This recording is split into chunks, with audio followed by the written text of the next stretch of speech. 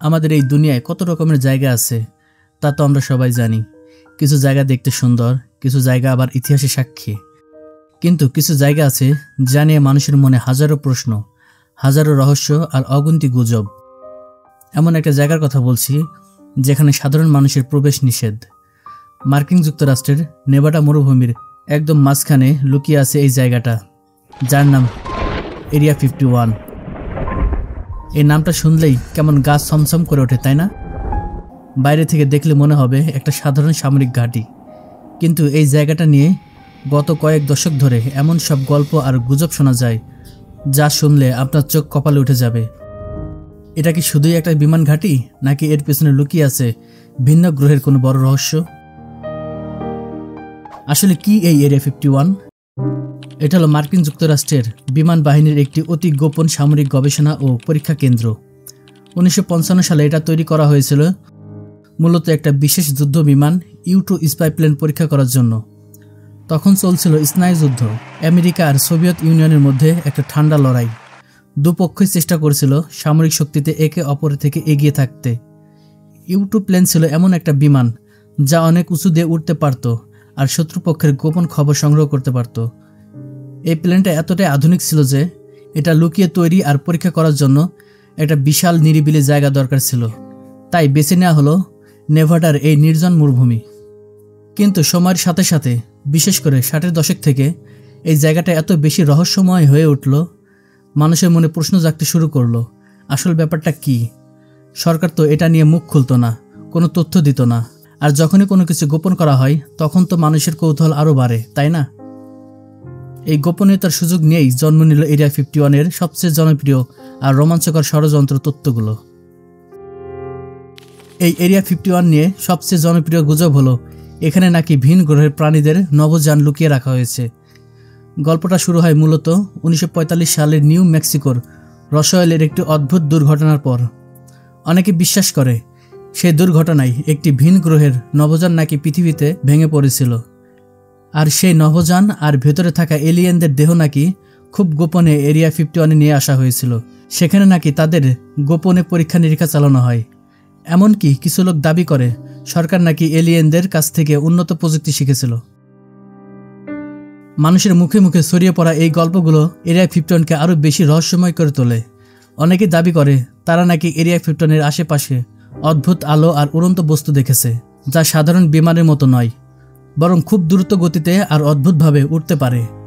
কিছু মানুষ আবার দাবি করে তারা নাকি এমন কিছু সরকারি কর্মকর্তা বা সামরিক বাহিনীর লোকের কথা শুনেছে যারা এরিয়া 51-এর ভেতরে গোপনে কাজগুলো ফাঁস করে দিয়েছে।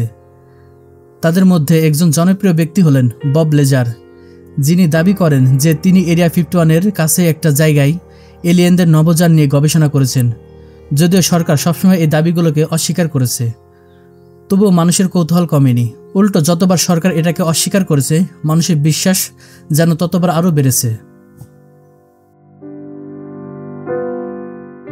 তবে সরকারের পক্ষ থেকে কিছু বছর আগে প্রথমবার এরিয়া 51-এর অস্তিত্ব স্বীকার করা হয়।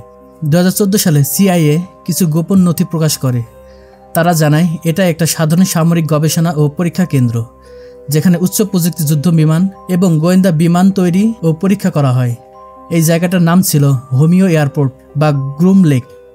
তার পরিষ্কার করে জানায় এখানে কোনো এলিয়েন বা UFO নেই। কিন্তু এই স্বীকারোক্তিও সব প্রশ্নের উত্তর দিতে পারেনি। মানুষের মনে প্রশ্ন রয়েই গেছে, কেন এটা এত গোপন?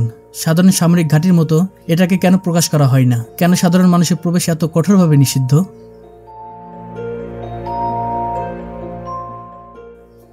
অনেকে মনে করেন এরিয়া 51 হয়তো এমন কিছু প্রযুক্তি গবেষণা করা হয় যা বিশ্বের অন্য কোনো দেশের কাছে নেই। অর্থাৎ তারা হয়তো এমন সব আধুনিক যুদ্ধ বিমান বা অস্ত্র তৈরি করেছে যা শত্রুপক্ষের চোখ এড়িয়ে কাজ করতে পারে, যেমন U-2 স্পাই প্লেন বা স্টিলথ বোম্বার। এগুলোর ডিজাইন প্রথম দিকে এতটা গোপন ছিল যে বাইরের কেউ ধারণাও করতে পারতো না এমন কিছু তৈরি হচ্ছে। এরিয়া 51 হয়তো আজও এমন সব নেক্সট জেনারেশনের প্রযুক্তির আঁতুড়ঘর যা ভবিষ্যতে যুদ্ধের মোড় ঘুরিয়ে দিতে পারে। তাই তারা চায় না এই গবেষণাগুলো বাইরের কেউ জানুক। এই গোপনীয়তাই হয়তো এরিয়া 51-কে রহস্যের চাদরে মুড়ে রেখেছে। এরিয়া 51 নিয়ে মানুষের কৌতূহল এতটাই গভীর যে 2019 সালে সামাজিক যোগাযোগ মাধ্যমে একটা মজার ঘটনা ঘটেছিল।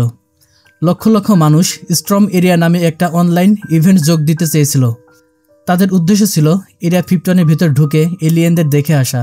যদিও এটা একটা মজা ছিল, তবু এর থেকে বোঝা যায় এই জায়গাটা নিয়ে মানুষের আগ্রহ কতটা গভীর এবং তারা এর পেছনের আসল সত্যটা জানতে কতটা মরিয়া। অসংখ্য কৌতূহলী মানুষ আজও এরিয়া 51-এর বাইরে থেকে এর রহস্য উকি মেরে দেখার চেষ্টা করে, যদিও সেখানে যেতে হলে সশস্ত্র গার্ডের মুখোমুখি হতে হয়। আজও এরিয়া 51 পৃথিবীর সবচেয়ে আলোচিত এবং রহস্যের জায়গাগুলোর মধ্যে একটা।